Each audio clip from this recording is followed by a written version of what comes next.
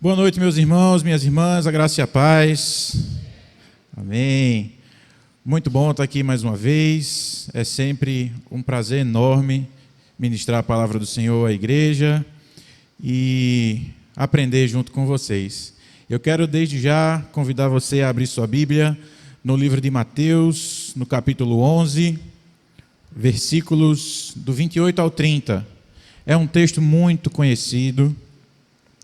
Você provavelmente já ouviu algumas vezes esse texto, já leu na sua casa, já ouviu na igreja, talvez já tenha visto vários estudos a respeito, e isso torna esse momento ainda mais desafiador, porque pregar sobre textos muito conhecidos gera uma pressão maior, porque a gente sempre tem a impressão de que os irmãos já ouviram tudo que alguém poderia dizer a respeito, e vem até aquela coisa ao coração, puxa, eu preciso dizer alguma coisa nova, mas na verdade isso é um engano. A gente não precisa de uma coisa nova, a gente precisa da verdade de Deus revelada na Escritura. Se Ele trouxer isso em forma de novidade, como uma informação que a gente ainda não tinha, bênção. Mas caso você já tenha aprendido algumas das coisas que eu vou falar aqui hoje, receba da mesma forma, ore para que Deus ministre ao seu coração e aplique essas palavras na sua vida. É isso que eu tentei fazer ao longo da semana, é isso que eu estou fazendo agora, e conto com vocês para estarmos juntos. Vamos ler o texto, Mateus 11, do 28 ao 30. Venham a mim todos os que estão cansados e sobrecarregados, e eu lhes darei descanso. Tomem sobre vocês o meu jugo e aprendam de mim, pois sou manso e humilde de coração, e vocês encontrarão descanso para suas almas, pois o meu jugo é suave e o meu fardo é leve. Vamos orar mais uma vez? Senhor, muito obrigado pela Tua palavra, muito obrigado porque ela sempre fala ao nosso coração. Ainda que revisitemos os mesmos textos, ainda que a gente vá se debruçar sobre as mesmas palavras, o Teu Espírito sempre tem algo a nos ensinar, sempre tem algo a nos lembrar, sempre tem algo a aplicar no nosso coração para transformar a nossa vida.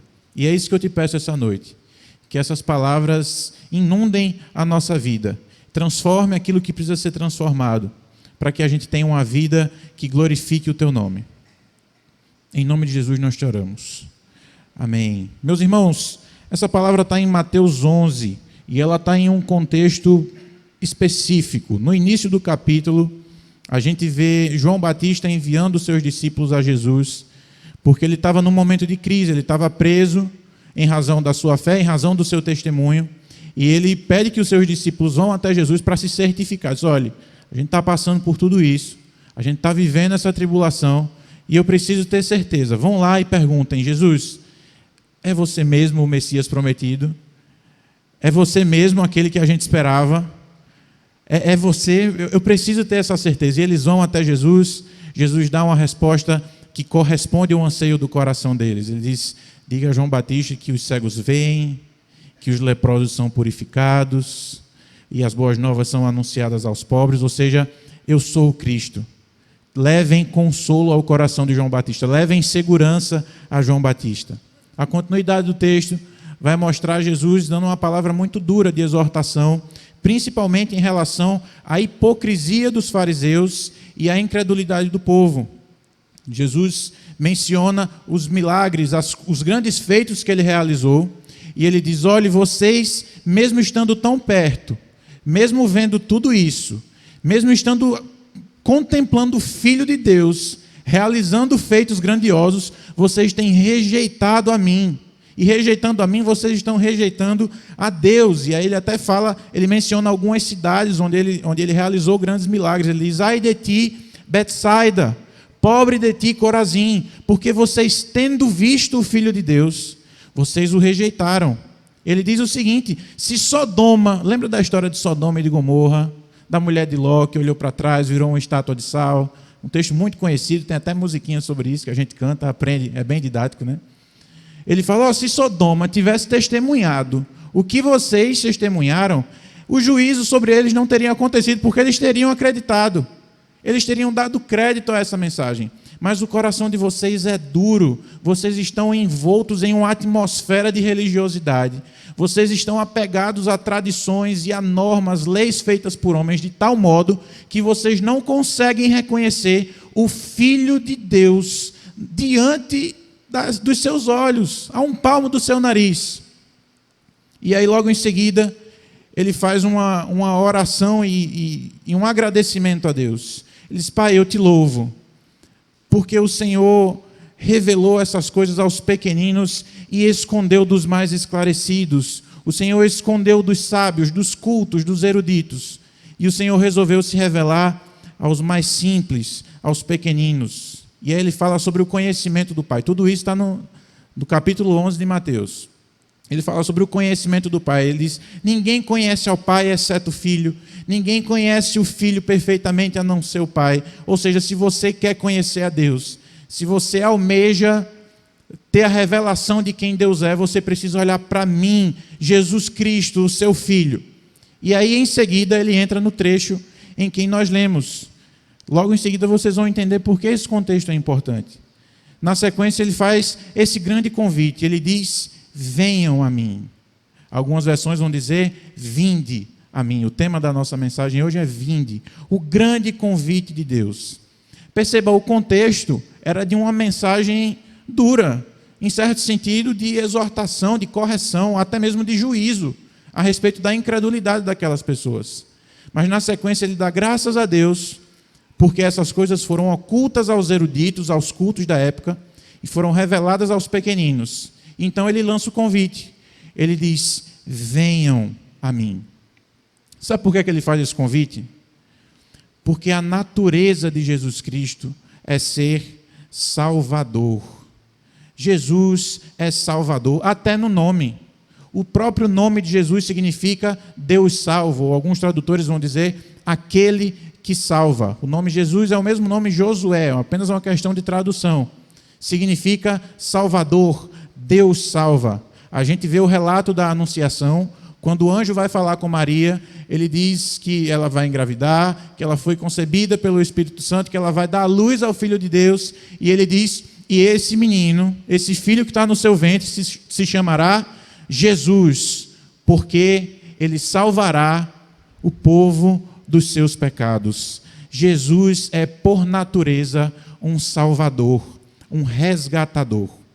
A gente tem o famoso versículo de João 3,16, porque Deus amou o mundo de tal maneira que deu o seu Filho unigênito para que todo aquele que nele crê não pereça, mas tenha vida eterna. Se a gente continuar lendo o texto, também tem muitas coisas boas para ver. João 3,17 vai dizer o seguinte: pois Deus enviou o seu Filho ao mundo, não para condenar o mundo, mas para que este fosse salvo por meio dele. Porque Deus enviou o seu Filho não para condenar, mas para salvar o mundo. Deus não mandou um condenador para o mundo, Deus mandou um salvador para o mundo. E aí você pensa: puxa, esse versículo é maravilhoso, ele dá margem para muitas interpretações. Quer dizer então que Deus mandou o Filho para salvar o mundo, logo o mundo todo está salvo. Calma, continue lendo o texto, vá para o versículo 18. Você vai ver que não tem nenhuma margem para a doutrina universalista nesse texto. A doutrina universalista vai dizer que todos estão salvos, a despeito de crerem ou não. Se você for ler o versículo 18, você vai ver o que Jesus está falando. Ele diz: quem crê está salvo, quem não crê já está condenado. Portanto, não há margem para o universalismo nesse texto. Mas isso foi só um parêntese. Vamos voltar ao foco do texto. O foco da missão de Cristo na terra foi exatamente esse: salvar pecadores. Se a gente fosse resumir o evangelho inteiro em uma frase, eu imagino que essa frase seria: Deus, através de Jesus Cristo, salva pecadores. Esse é o resumo, é o suprassumo do evangelho. Essa foi a missão de Cristo na terra. Mais do que as palavras de Jesus, e Jesus ministrou palavras importantíssimas, palavras imprescindíveis para o nosso crescimento, palavras que nutrem a nossa alma, que alimentam o nosso espírito. Mas mais do que as palavras, mais do que os exemplos, e Jesus nos deu excelentes exemplos, o testemunho de vida dele é irretocável. A gente pode e deve tentar seguir à risca a vida de Jesus, o exemplo que ele deixou. Mas mais do que palavras, mais do que exemplos, Jesus nos deu salvação. Ele nos oferece salvação. É esse o sentido do Natal, sobre o qual nós vamos cantar na semana que vem, e que tantos celebram, confundindo o seu sentido, deturpando, colocando tantas outras coisas como sendo prioridade. Deus salva pecadores por meio de Cristo Jesus. E é por isso que ele faz esse convite tão gentil. Ele diz: venha, venha. Agora reparem que ele diz algo importante. Ele não diz: venha para a minha religião. Ele não diz: venha para o meu grupo de amiguinhos. Não, ele diz: vinde a mim. A mim. O convite de Jesus é pessoal. A salvação não se dá por meio de um credo simplesmente. Não se dá porque você está afiliado a uma igreja. Não se dá porque você pratica alguns rituais. Não se dá porque você é ovelha de determinado pastor ou seguidor de determinado padre. Não, não, não. A salvação não acontece assim. A salvação acontece por meio de um encontro pessoal com Jesus Cristo. É por meio da pessoa dele que somos salvos. Lá em João 6,35 ele vai dizer: eu sou o pão da vida. Aquele que vem a mim nunca terá fome. Aquele que crê em mim nunca terá sede. É o próprio Jesus. Quando nós nos reunimos aqui, quando a gente canta louvores, a gente não está fazendo isso simplesmente porque a gente aprendeu um ritual, porque a gente entendeu que esse é o jeito que a igreja deve proceder. Não, a gente está fazendo isso para um Deus que é real, que é presente e que é pessoal. Nós exaltamos a um Deus que se relaciona conosco. Ele é o pão da vida. Quem vai a ele jamais terá fome. Quem crê nele jamais terá sede. Mas, meus irmãos, o nosso coração é naturalmente idólatra. Por mais que a gente não reconheça, às vezes nem perceba, nós tendemos a depositar a nossa confiança em pessoas, em instituições, em costumes, em qualquer outra coisa que não seja o próprio Jesus. João Calvino certa vez disse que o coração do homem é uma fábrica de ídolos. Se tem uma coisa que a gente sabe fazer, se tem uma coisa que a gente sabe produzir, é ídolo. São coisas para tomar o lugar de Deus no trono do nosso coração. A gente é especialista nisso, mas ainda assim há um convite especial. Venha a mim. Somente Jesus é caminho, verdade e vida. E quais são as implicações desse vinde a mim? O que é que isso quer dizer na prática? Eu diria que a gente pode resumir em duas coisas. A primeira delas é arrependimento. E eu não quero me deter tanto nesse ponto, porque a gente tem algumas coisas ainda a tratar. Mas arrependimento nada mais é do que a confissão dos nossos pecados e uma disposição sincera em deixá-los. Não confiando na nossa própria força, porque por nós mesmos a gente não consegue vencer o pecado. Mas confiando no poder de Deus que opera em nós. A primeira implicação, portanto, é arrependimento, disposição para confessar e deixar o pecado. E além do pecado, a fé. Aliás, além do arrependimento, a fé. E quando eu falo fé, eu estou falando mais do que um mero acreditar. Porque, irmãos, acreditar, o diabo também acredita que Deus existe. O diabo não duvida de nenhum dos milagres que Deus fez. Tem muita gente que se diz cristão, inclusive, que quer relativizar os milagres, que vai dizer: não, isso foi um acontecimento mal explicado, que os discípulos entenderam que foi um milagre, mas não foi bem assim, blá, blá, blá, blá, blá, blá. O diabo não tem nenhuma dúvida de que Jesus operou milagres. Ele acredita piamente em cada um deles. Mas a fé a fé não, porque não é uma fé, mas o acreditar que o diabo possui não é uma fé salvífica. Ter fé significa acreditar a tal ponto de sujeitar toda a sua vida a esse entendimento. É a isso que Jesus nos chama. Arrependimento e fé. Agora Jesus continua a sua fala, ele diz: vinde a mim. A quem é endereçado esse convite? Para quem ele falou isso? Para os cansados e sobrecarregados.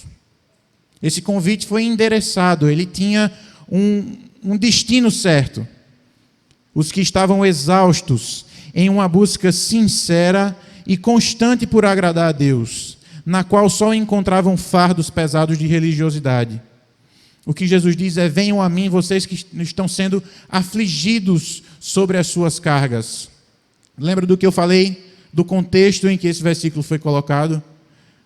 Eles estavam imersos em um mar de religiosidade.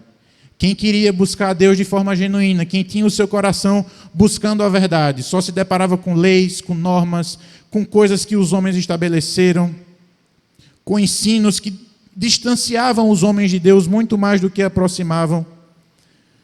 Me deixem explicar, para o judeu ortodoxo, que era o leitor e o ouvinte original dessa mensagem, religião era algo que consistia em cargas, em fardos. Nos tempos de Jesus, os rabinos, os mestres da lei, os ensinos deles haviam se tornado tão extensos, tão extenuantes, tão exigentes, que as pessoas não conseguiam sequer lembrar de tantas normas que eles tinham que seguir, quanto mais cumprir. Eles não conseguiam nem sequer saber tudo que tinha para fazer, quanto mais fazer tudo que tinha para fazer. Havia uma carga pesada de leis humanas que afastavam os homens de Deus. Jesus fala sobre isso lá em Mateus 23, versículo 4. Ele, falando a respeito dos escribas e dos fariseus, diz o seguinte: eles atam fardos pesados e difíceis de levar, e os põem sobre os ombros dos homens, fardos pesados, difíceis de carregar. Portanto, para o judeu, religião era um negócio composto por um conjunto infinito de normas, de regras. A gente vê no livro de Atos, por exemplo, que mesmo após a morte e a ressurreição de Jesus Cristo, isso não tinha passado, esse interesse em colocar ingredientes na fé. Os judaizantes estavam causando problemas. Eles estavam querendo inserir no meio da igreja costumes próprios dos judeus. E junto desses costumes vinham leis que não condiziam com a essência do evangelho. Acréscimos, normas, coisas que as pessoas deveriam fazer para ser aceitas. Em especial, tinha a questão da circuncisão. Lá a gente vê no capítulo 15, versículo 10. No Concílio de Jerusalém, Pedro notou que os judaizantes estavam tentando selar, confinar o cristianismo com o mesmo conjunto de normas humanas. O versículo 15 e 10 vai dizer: julgo esse que nem nossos pais e nem nós pudemos suportar, eles estão querendo agora inserir no meio da igreja. E a resposta que o concílio deu, no versículo 11 do capítulo 15 de Atos, foi negativo. Nós não vamos aceitar essas coisas, porque entendemos que a salvação é somente pela graça de Jesus. Isso me faz lembrar um outro período da história em que instituições religiosas uma instituição religiosa específica queria colocar fardos de religiosidade, de normas, de regras humanas nas costas dos cristãos. Nesse momento, um homem, na verdade vários homens e mulheres se levantaram para dizer: espera lá, somente a graça, é somente pela graça que somos salvos. E essa graça só vem a nós por meio da fé. E não é uma fé em qualquer coisa, não é a fé natural. Não, é uma fé somente em Cristo. Não em nós mesmos, não nos nossos próprios méritos, não nos nossos esforços, para que somente a Deus seja dada a glória. Vocês já devem ter entendido que eu estou falando do período da Reforma Protestante. Mencionei aqui os solas da Reforma. Porque essa história de querer impor fardos às pessoas, de querer colocar normas humanas como critério para a salvação, isso é coisa antiga e não é coisa exclusiva dessa época. Se repete ao longo da história. Nós precisamos ter cuidado para não inserir na nossa prática de fé normas humanas que não têm nada a ver com o que o Evangelho nos propõe. A estes cansados, a estes sobrecarregados, que tinham diante de si tantas normas, tantas regras, que eles não conseguiam nem saber, quanto mais cumprir, Jesus promete: eu lhes darei descanso. Eu lhes darei descanso. E, meus irmãos, descanso foi uma coisa que eu aprendi a entender melhor esse ano. Eu acredito que alguns de vocês acompanharam que eu estava precisando fazer dieta, precisando emagrecer, e comecei a correr esse ano. Inclusive, alguns irmãos aqui da igreja me estimularam muito, correram junto comigo, muito obrigado. E agora, em setembro, eu me propus a fazer um desafio que, para mim, para algumas pessoas, é uma coisa relativamente tranquila, mas, para mim, era uma meta quase inalcançável, que era correr 21 quilômetros, uma meia maratona. Meus irmãos, desde o primeiro quilômetro, eu sonhei com a linha de chegada. Na primeira ladeira, meu Deus, eu imaginava na minha mente o lugar por onde eu ia passar quando acabasse. E eu lembro, como se fosse hoje, a sensação que eu tive quando cruzei a linha de chegada e não mais precisava correr. Ali eu havia atingido o meu objetivo, cumpri a minha meta. Ali eu recebi alívio, ali eu tive descanso. Por quê?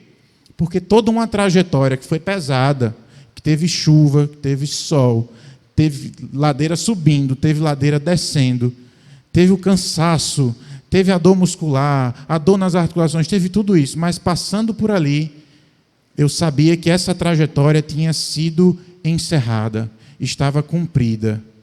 Da mesma forma, esse convite de Jesus é uma linha de chegada para todos aqueles que estavam genuinamente buscando a Deus.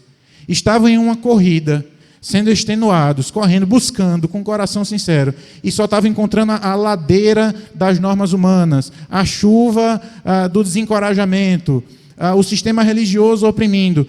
Nessas palavras de Jesus, eles tinham uma linha de chegada. Puxa, aqui eu posso descansar. Encontrei o descanso. Encontrei alívio, o repouso que eu precisava. Jesus é a linha de chegada dessa corrida em busca pela verdade. Mas ele coloca um requisito. Ele coloca 2 requisitos. Na sequência do texto ele vai dizer: tomem sobre vocês o meu jugo e aprendam de mim, pois sou manso e humilde de coração. Eu acredito que os irmãos tenham conhecimento do que é o jugo, mas de toda sorte eu vou explicar. Jugo era uma ferramenta de trabalho que era colocada sobre 2 bois para que eles compartilhassem a carga. Quando a gente fala, por exemplo, sobre jugo desigual, para ensinar a respeito de relacionamentos de pessoas cristãs com pessoas não cristãs, a gente está falando do mesmo instrumento. Um jugo desigual é o jugo que é colocado de modo que a carga fica mal distribuída. Então, para um lado vai ficar muito pesado, para o outro lado vai ficar mais leve. Aqui Jesus também está falando de jugo, desse mesmo instrumento. Ele está dizendo: tomem sobre vocês o meu jugo. Jesus é um carpinteiro em Nazaré. Sendo um carpinteiro, ele fazia peças de madeira, instrumentos de madeira. Jesus era um fazedor de jugos. Certamente ele fez muitas cargas, muitos jugos para colocar para colocar sobre vários animais. Ao usar essa metáfora, ele está colocando 2 coisas. Os 2 bois que estão sob o jugo, eles não têm como se separar, eles estão presos por esse jugo. Ou seja, quando Jesus está nos convidando a tomar o jugo dele, ele está nos convidando a um relacionamento íntimo, em que os 2 não se separam, em que os 2 permanecem unidos. Há muitas pessoas que buscam se deleitar nos benefícios do Evangelho. Essa história de escapar do inferno e de receber salvação e de morar num lugar legal eternamente atrai muitas pessoas. Muitas pessoas gostam desse benefício final do Evangelho. Mas nem todas essas pessoas gostariam de ter um relacionamento real com Cristo Jesus. Querem o benefício do Evangelho, mas não querem compartilhar a vida com Cristo. Elas desejam conhecer a paz, o perdão, o poder de Deus, desfrutar dos milagres de Deus, saber qual o propósito das suas vidas, mas elas não querem um compromisso com Jesus. Entretanto, não há uma vida cristã sem um compromisso real e sincero com Jesus. O apóstolo Paulo entendeu isso muito bem, a ponto de dizer: a vida que eu vivo não é nem mais minha, não mais vivo eu, Cristo vive em mim. Eu estou de tal maneira ligado a Ele, a gente está de tal maneira entranhada, que eu não vivo mais por mim. A vida que eu tenho é a vida dele em mim. De modo que, se ele precisar resgatar, morrer para mim é lucro. Eu sei para onde eu vou, eu sei quem eu sou, eu sei quem é o Deus que eu sirvo. Portanto, estar sob o jugo de Cristo significa, em primeiro lugar, aceitar um relacionamento, um compromisso com Cristo. Em segundo lugar, o jugo, meus irmãos, era um instrumento de trabalho. Os bois eram colocados lá para compartilhar uma carga, compartilhar um fardo. Portanto, o segundo ponto relacionado ao jugo que Jesus nos propõe diz respeito a uma responsabilidade com Cristo. O jugo fala também sobre o serviço sob o senhorio de Cristo. Assim como dois bois trabalham sob o mesmo jugo, o Senhor deseja que estejamos ligados a Ele no serviço do reino de Deus. E eu quero lhe convidar a ler Marcos 16, 20, porque lá tem uma expressão que sintetiza muito bem o que eu estou querendo dizer. Marcos 16, 20.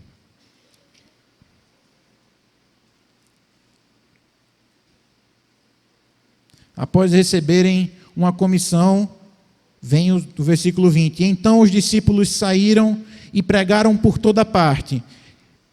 E agora vem a parte que eu quero chamar a atenção de vocês. E o Senhor cooperava com eles, confirmando-lhe a palavra com os sinais que os acompanhavam. Veja, o Senhor cooperava, operava juntamente com eles. Essa é a ideia, trabalhar junto, ter um relacionamento e ter um serviço lado a lado com o Senhor, desfrutando do poder do Espírito Santo. E na sequência, ele diz: aprendei de mim, que sou manso e humilde. Manso e humilde. Mansidão e humildade são duas coisas que acredito que ainda estejam frescas na memória da igreja. A gente estudou sobre isso quando falamos do fruto do Espírito, na nossa série sobre o Espírito Santo. Mansidão não é, como diz lá em nós, lá no interior, ser manso não é ser um caba mole, não é ser frouxo. Ser manso é ser alguém que se sujeita à autoridade do seu superior. Aprendei de mim que sou manso, é a palavra de Jesus. E a vida de Jesus foi uma vida de mansidão, não foi uma vida de um cabra mole. Estou falando como um interiorano que sou. Não foi a vida de um cabra mole. A gente tem o relato, por exemplo, de Jesus virando as mesas, repreendendo os vendilhões do templo, dizendo que transformaram a casa do Senhor num covil de ladrões, usando palavras muito duras. Em outros momentos, ele também usou palavras como raça de víboras, sepulcro caiado, ou seja, pessoas que por fora estavam muito bem, por dentro estavam podres. Jesus não era literalmente alguém frouxo, alguém que não confrontava, alguém que tratava as pessoas com melindre. Não, mas ele nunca deixou de ser manso. Ele nunca deixou de se sujeitar à vontade do seu Pai.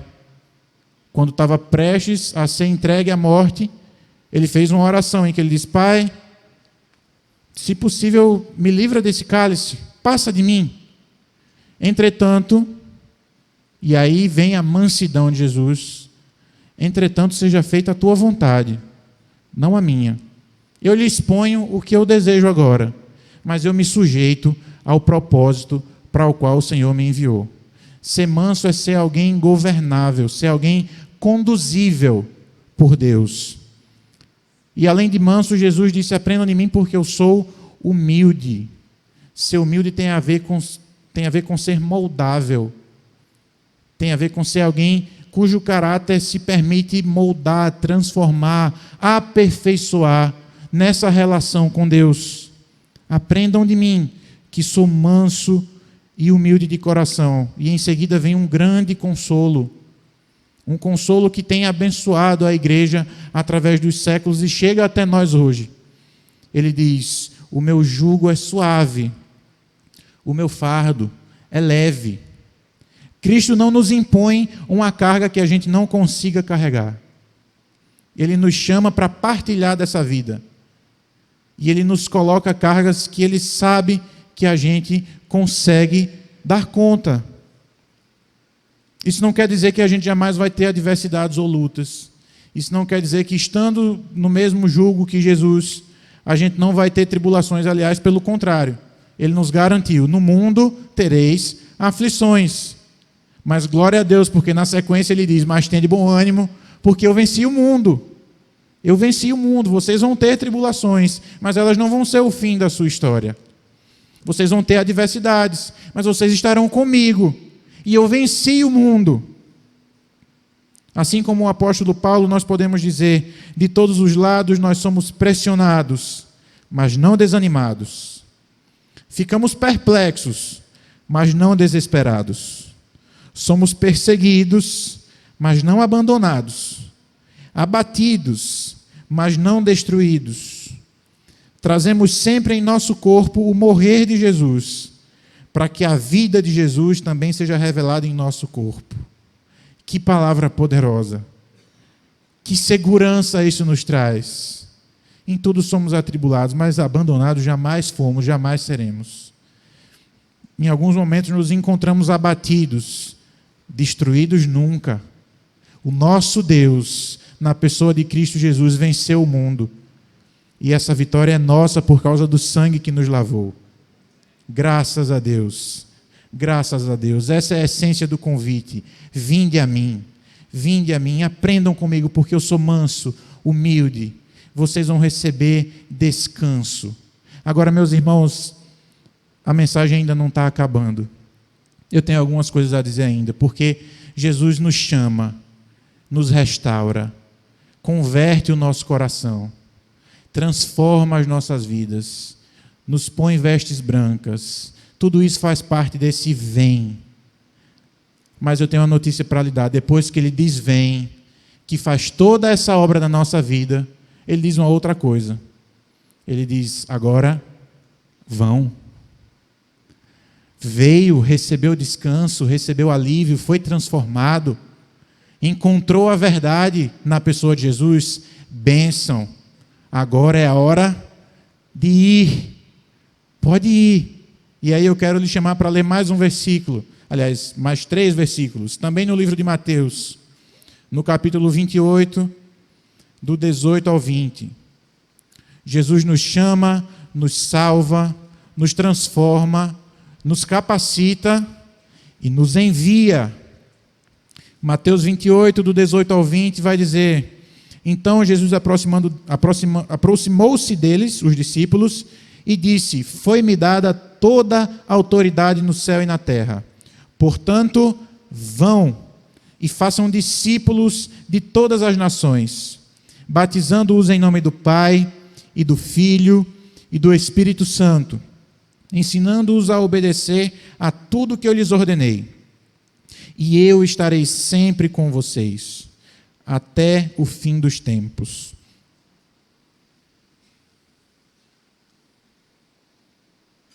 Há uma frase muito famosa, de um pregador muito famoso, chamado Charles Spurgeon, na qual ele diz o seguinte: todo aquele que se proclama cristão, ou é um missionário, ou é um impostor. Todo aquele que se proclama cristão, ou é um missionário, ou é um impostor. O mesmo Jesus que disse vinde, disse ide. E aí eu sei que tem algumas discussões a respeito da melhor tradução. Dizem os melhores tradutores que a expressão exata aqui não é ide por todo mundo e pregar o evangelho. É indo por todo mundo, ou seja, enquanto vocês vão pelo mundo, preguem o evangelho a toda criatura. Mas o cerne da questão não é esse. A questão é, ambas as expressões indicam movimento e ambas as expressões implicam em fazer discípulos, batizar e ensinar a guardar, a obedecer tudo que Jesus ordenou. A gente às vezes entende que ter um chamado missionário significa necessariamente ir para a África, para a Ásia, para uma tribo indígena. E glória a Deus, porque muitas pessoas são levantadas para serem missionários nesses lugares. Deus tem despertado muitas pessoas para servirem pregando o evangelho a povos que nunca tiveram contato com essa mensagem. Mas ser um missionário é um dever de todo cristão, e não simplesmente daqueles que são enviados para missões transculturais. A ordem é: vão e façam discípulos. Vão e façam discípulos. Fazer discípulos é algo que leva tempo, que exige disposição e exige perseverança. Talvez alguns irmãos aqui já tenham tido a oportunidade de pregar o evangelho para alguém que se converteu, e isso foi motivo de muita alegria, de bênção. A pessoa teve uma conversão genuína, mas após receber essa mensagem em seu coração, de se arrepender dos seus pecados, de entregar a sua vida em fé, as pessoas ainda tinham marcas muito pesadas do passado, ainda tinham traumas muito pesados, ainda tinham características que precisavam ser trabalhadas. Portanto, discipulado exige disposição, leva tempo, dá trabalho, dá muito trabalho. Muitas vezes as pessoas chegam cheias de marcas, de vícios, de traumas, e a função do discipulador é fazer o que Jesus disse, é ensinar a guardar tudo o que Jesus ordenou. Isso normalmente não acontece em um encontro, em um café de meia hora. Isso normalmente não acontece em uma semana. Isso às vezes é o trabalho de muito tempo. E envolve mais do que tempo e trabalho, envolve disposição para se relacionar, para empenhar a sua vida numa relação na qual você vai se dispor a apresentar Jesus dia após dia àquela pessoa. Agora, é preciso que uma coisa fique clara. Discipular é totalmente diferente de manipular ou de dominar. Eu já vi, e creio que os irmãos também tenham conhecimento de relações de discipulado que eram uma coisa extremamente opressora. E que no final das contas o resultado é que aquele que estava sendo discipulado estava adquirindo as características do seu discipulador. Sendo que esse não é o propósito. O propósito é ensinar a guardar tudo aquilo que Jesus ensinou. O discipulado é um processo através do qual uma pessoa vai ser forjada para que se pareça cada dia mais com Jesus Cristo. Para que o seu caráter, o seu modo de falar, o seu modo de agir reflita o caráter de Deus na vida dessa pessoa. Não o caráter do discipulador. A ideia do discipulado não é que a pessoa se torne dependente, se torne uma eterna criança na fé. Pelo contrário, todo discipulado deve começar com o propósito de que aquela pessoa que está sendo ensinada adquira maturidade para andar com as próprias pernas e daqui a pouco ela mesma esteja ensinando outras pessoas, pregando para outras pessoas, edificando, servindo a outras pessoas.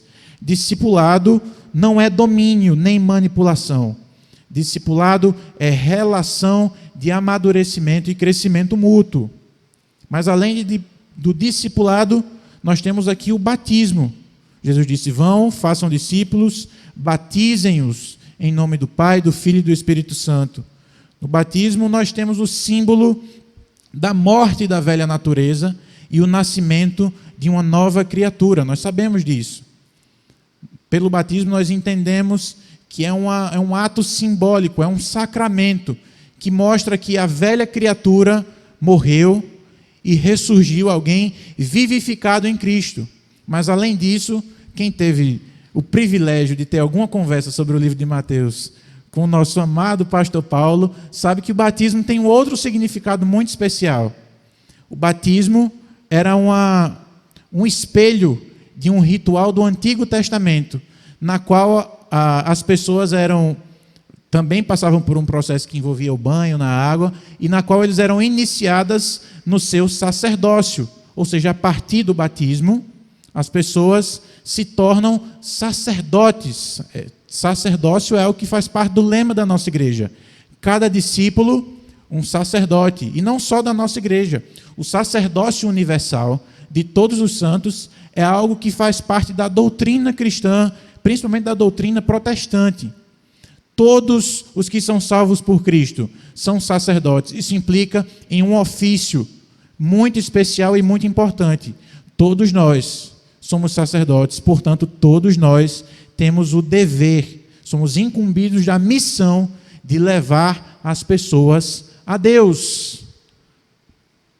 O batismo também tem esse significado. Mas você pode estar olhando tudo que eu estou falando e pensando: puxa vida, mas essa é uma obra grande demais. Eu não sabia que eu tinha toda essa responsabilidade, não. Eu tinha gostado da parte do vem a mim, eu vou dar descanso para vocês, eu vou dar alívio. Eu gostei da parte do meu fardo é leve. Mas essa parte do vão ficou um pouco pesada para mim. Eu acho que eu não dou conta de fazer tudo isso sozinho, não. e eu tenho uma notícia para lhe dar. Você não dá conta mesmo, não. Só que Jesus não pediu que você fizesse isso sozinho. O texto começa com ele dizendo: toda a autoridade me foi dada no céu e na terra. O poder necessário para executar essa grande comissão vem do próprio Deus, vem do próprio Jesus. Ele diz: toda a autoridade me foi dada, portanto eu digo a vocês, vão e façam discípulos. Com essa mesma autoridade que eu recebi, eu comissiono vocês. O poder que habita em mim é o que me faz dizer para vocês: vão, façam discípulos. Ide, enquanto vão pelo mundo, dediquem suas vidas a essa missão. Esse trecho da Bíblia é chamado de a Grande Comissão. E eu queria deixar uma pergunta para a nossa reflexão, para que a gente pense a respeito. Será que nós temos vivido a grande comissão? Ou será que temos vivido em grande omissão? Será que temos atentado para esse chamado de Cristo, mais do que esse chamado, para essa ordem que Ele nos deixou? Ou temos sido negligentes em relação a esse chamado? Meu irmão, o mundo inteiro é um campo missionário. Um conceito que a gente apreende das Escrituras é o da soberania de Deus. Isso quer dizer que nada acontece por acaso, que se nós estamos nas mãos do Senhor, nem um fio de cabelo da nossa cabeça cai sem que Ele consinta. Sabe o que isso quer dizer? Você não nasceu na família que nasceu à toa. Você não trabalha onde você trabalha à toa. Você não estuda onde você estuda à toa. Você está sendo governado por Deus. E Ele lhe colocou lá com o objetivo, com o propósito de que você seja esse sacerdote, de que você viva e execute essa grande comissão. A igreja, ao longo dos séculos, aprendeu a viver em conforto, aprendeu a gostar do ar-condicionado, e que bênção que nós temos um ar-condicionado, uma cadeira confortável para sentar. Mas, meus irmãos, a vida cristã não se resume a 1h30, 2 horas que a gente passa num domingo. Vida cristã é de segunda a segunda, da hora que a gente acorda à hora que a gente vai dormir. Enquanto a gente dorme, a gente também é cristão. E Deus coloca a gente o tempo todo em contato com pessoas que precisam conhecê-lo. Existem muitos outros cansados e sobrecarregados que precisam conhecer o mesmo Jesus que você conhece, que precisam encontrar o mesmo alívio, o mesmo descanso que você encontrou. E é sua função apresentar esse Jesus às pessoas. É sua função socorrer as pessoas nas suas necessidades. É seu dever ser um exemplo, um testemunho vivo e um proclamador das boas novas do Evangelho. Todos nós temos que fazer isso. Não só o pastor da igreja, não só o líder de grupo caseiro, não só o líder do jovem, não. Se você é cristão, você está nesse pacote. Você também foi comissionado. E eu quero me encaminhar para o fim, lhe chamando para ler Mateus também. Hoje ficamos muito no livro de Mateus, no capítulo 25, versículos 31 a 40. Porque é uma outra palavra de ânimo. Se nós temos de fato vivido a grande comissão, se temos sido fiéis nesse propósito para o qual Deus nos chamou, há uma promessa muito especial que nos aguarda. Nós ouvimos primeiro que tem um vinde a mim, todos os que estão cansados e sobrecarregados, e eu vos aliviarei. Na sequência nós vimos que há um ide. Vocês vieram, receberam descanso, agora vão. Executem a grande comissão. Mas o fim da história não é esse. O fim da história tem um novo vinde, muito especial, que eu creio que todos aqui anseiam por ouvir. Vamos ler o texto, Mateus 25, 31 a 40. Quando o Filho do Homem vier em sua glória, com todos os anjos, assentar-se-á em seu trono de glória celestial. Todas as nações serão reunidas diante dele, e ele separará umas das outras, como o pastor separa as ovelhas dos bodes. E colocará as ovelhas à sua direita, os bodes à sua esquerda. Então o rei dirá aos que estiverem à sua direita: venham, benditos de meu Pai, recebam como herança o reino que lhes foi preparado desde a criação do mundo. Pois eu tive fome e vocês me deram de comer. Eu tive sede e vocês me deram de beber. Eu fui estrangeiro e vocês me acolheram. Eu necessitei de roupas e vocês me vestiram. Estive enfermo e vocês cuidaram de mim. Estive preso e vocês me visitaram. Então os justos lhe responderão: Senhor, quando te vimos com fome e te demos de comer? Ou com sede e te demos de beber? Quando te vimos como estrangeiro e te acolhemos? Ou necessitado de roupas e te vestimos? Quando foi que te vimos enfermos ou preso e fomos te visitar? E o rei responderá: digo-lhes a verdade, o que vocês fizeram a algum dos meus menores irmãos, a mim o fizeram. Vinde, ide, e agora um novo vinde. Vinde, benditos de meu Pai. Recebam como herança o reino que lhes foi preparado desde a criação do mundo. Meus irmãos, se você atendeu aquele convite inicial para receber o descanso e encontrar a verdade de Deus na pessoa de Jesus Cristo, de tomar o seu fardo que é leve, de tomar o seu jugo que é possível de carregar, que Ele compartilha conosco, no qual Ele nos auxilia em todo o tempo. Se você foi fiel na grande comissão, se você aproveitou as oportunidades que teve, se você fez discípulos, batizou, ensinou essas pessoas a guardar os mandamentos de Jesus, um dia você receberá esse novo convite. Isso é uma promessa.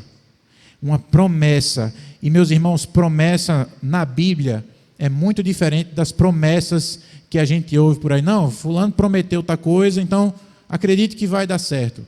Se alguém promete alguma coisa, pode ser que dê certo ou não.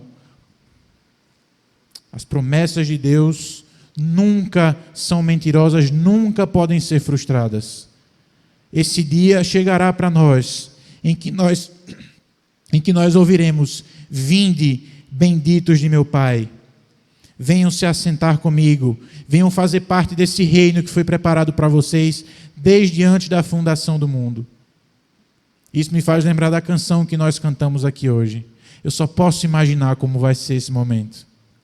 Eu só posso imaginar como vai ser caminhar pelas ruas de ouro, ver os rios de cristal, ver tantos amados que já partiram para a glória, desfrutar da presença constante e direta do nosso Jesus Cristo. Eu só posso imaginar. Eu só posso imaginar. E a gente pode ter a esperança de que não tardará. A gente pode manter vivo no nosso coração esse sentimento, essa expectativa. Porque assim como também cantamos hoje, o Rei está voltando. O Rei está voltando. A trombeta está perto de soar. E nós ouviremos o nosso nome. E creio e espero que todos nós possamos ouvir de Jesus Cristo: venham, benditos de meu Pai. Creio que todos estaremos do lado das ovelhas e não dos bodes. Cremos que estaremos entre aqueles que partilharão da eternidade ao lado do nosso Deus. Amém? Vamos orar? Senhor amado, muito obrigado pela Tua palavra. Muito obrigado pelo alívio, pelo consolo, pelo descanso que encontramos em Ti. Muito obrigado porque, acima de qualquer ritual, de qualquer religiosidade, é num relacionamento verdadeiro, sincero, pessoal contigo que nós encontramos a verdade. Nós enxergamos a Deus como Ele é, nós nos enxergamos como somos e em Ti temos o perdão dos nossos pecados. Obrigado porque o Senhor nos escolheu para fazer parte dessa obra tão grande, dessa grande comissão. Nós não somos capazes. As nossas habilidades, os nossos recursos não são suficientes. Nós precisamos dia após dia do Teu poder, da autoridade que vem de Ti. Por isso nós clamamos, Pai, que o Senhor avive a Tua obra, que o Senhor restaure os nossos corações, que o Senhor coloque fogo nos nossos corações por Te servir, por levar a Tua mensagem para mais pessoas. para que tantos outros cansados, tantos outros sobrecarregados te conheçam. Pai amado, nós também te damos graças pela esperança que temos de que moraremos na glória contigo, de que o reino dos céus, preparado desde antes da fundação do mundo, foi preparado para nós, os teus filhos, que somos os benditos do Pai, que sentarão